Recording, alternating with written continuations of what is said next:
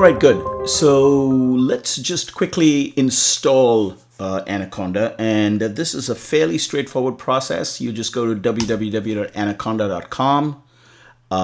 You should be able to find a download button, and right there is where it is. And it will almost certainly detect the correct version for you. So you can just hit download, and you can see that here I'm on a Mac and it's actually picked the Mac version correctly.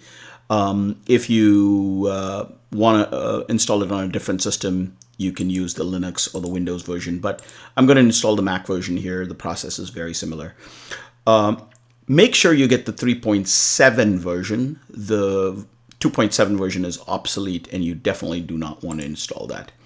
And I will finish the download and then see you in a couple moments.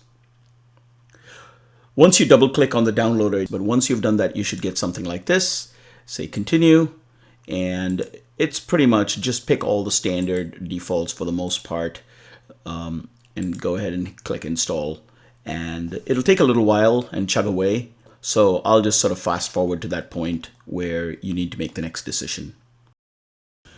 Okay, you will then be asked whether you want to install the PyCharm IDE. I would skip it. You can always download that later if you want to. There's also another excellent IDE from Microsoft called VS Code, so you might want to check that out as well.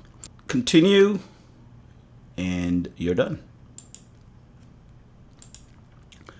Okay, so the next order of business is to actually fire up Anaconda, and you do that by firing up this thing called Anaconda Navigator.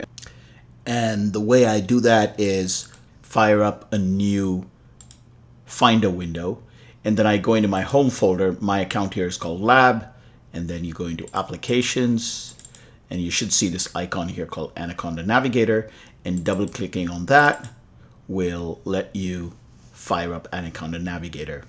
The first time you fire it up, it might take a little longer than you might expect, but once you've got that opened the first time, subsequent open should be faster. We're going to be spending most of our time in this thing called Jupyter Lab, so why don't we just launch it just to make sure that that works, just to be absolutely certain that everything is working okay. And you should see something like this. We're going to be working in a notebook, so let me fire up a Python 3 notebook. And you should get something like that. And if you say 2 plus 2 and then hit shift return and you get 4, you've got everything that you need for the first class. Now you can either just jump right into the first lab session if you're comfortable enough with Python, or you think you can follow along because you're experienced in another programming language.